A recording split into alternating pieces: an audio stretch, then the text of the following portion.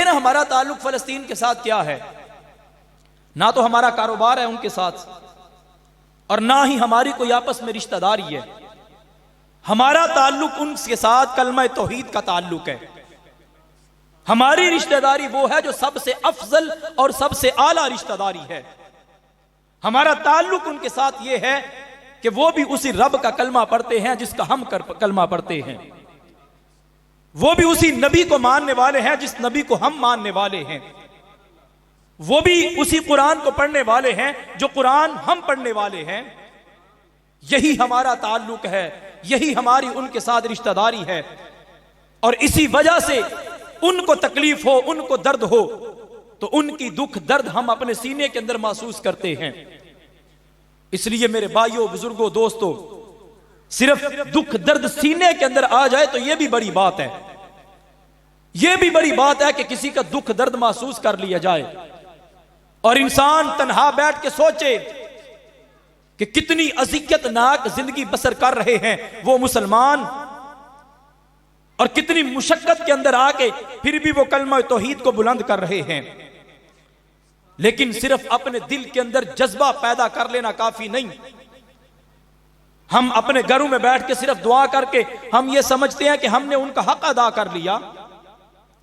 हम ये समझते हैं कि उनको दुआओं की जरूरत है।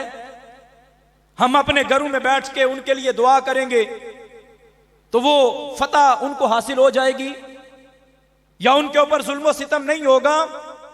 याद रहे कि अब उनके लिए दुआएं करने का वक्त नहीं है।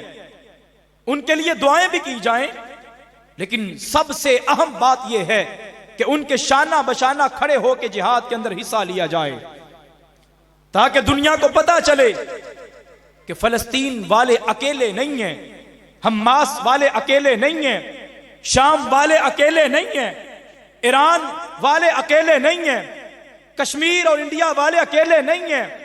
जहां जहां ला इलाहा इल्लल्लाह मुहम्मदुर रसूलुल्लाह पढ़ने वाले मौजूद हैं, ये कलमा पढ़ने वाले सारे के सारे उनके शाना बशाना खड़े हैं। अभी चंद मुमालिक ने ऐलान किया तो पूरी दुनिया के काफिर हिल के रह गए। वो परेशान हो गए कि मुसलमान तो सोए हुए थे, ये तो कभी गैरत नहीं खाते थे।